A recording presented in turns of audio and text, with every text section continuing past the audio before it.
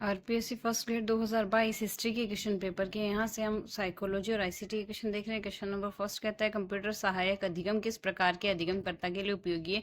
प्रत्येक व्यक्ति के लिए यह उपयोगी है। बाह्य नियंत्रित व्यवहार से आंतरिक नियंत्रित व्यवहार की ओर होने वाले विकास परिवर्तन भाग होते हैं। कोलबर्ग के नैतिक विकास सिद्धांत के भाग होते हैं। यह व्यवहारवाद के अनुसार वह वस्तु जिसे किसी एक निश्चित परिस्थिति में एक निश्चित अनुक्रिया द्वारा हटाया जाता है, उस समान अनुक्रिया के घटित होने की संभावना बढ़ जाती है। इसे कहते हैं ऋणात्मक पुनर्बलन।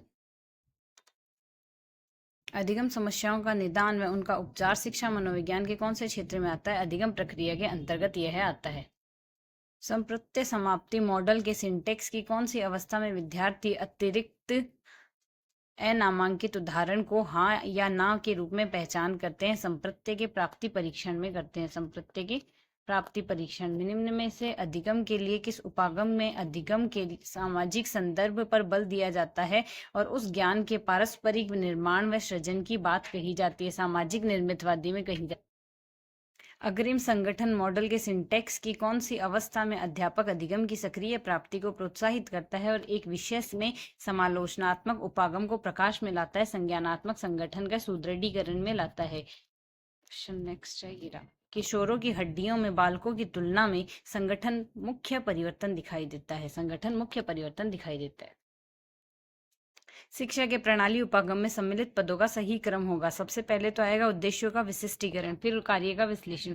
उद्देश्यों का विशिष्टीकरण, कार्यों का विश्लेषण। इसके नेक्स्ट है प्रणाली विश्लेषण, प्रणाली प्रारूप व विकास, प्राथमिक समाधान की क्रियान्विति और निष्पत्ति की प्रभावशीलता का मूल्यांकन। सबसे पहले आएगा उद्देश्यों का विशिष्टीकरण, कार्य का विश्लेषण, प्रणाली विश्लेषण, प्रणाली प्रारूप व विकास, प्राथमिक समाधान की क्रियान्विति, निष्पत्ति की प्रभावशीलता का मूल्यांकन।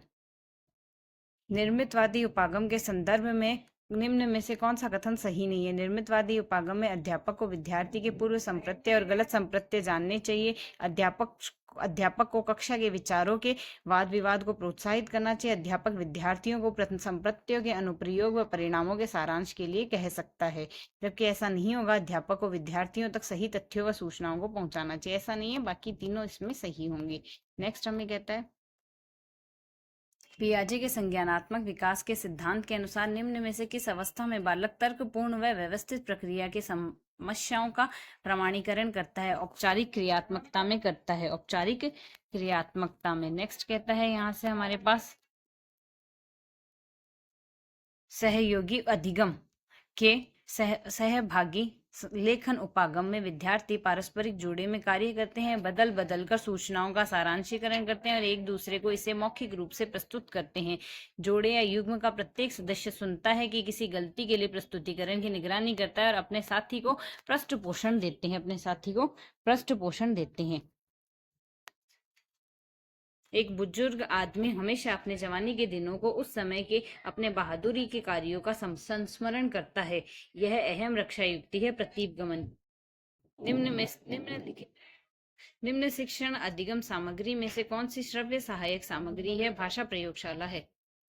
शिक्षा मनोविज्ञान के संबंध में कौन सा कथन सर्वाधिक उपयुक्त है? यह अनुप्रयोगात्मक प्रकृति के साथ धनात्मक विज्ञान भी है।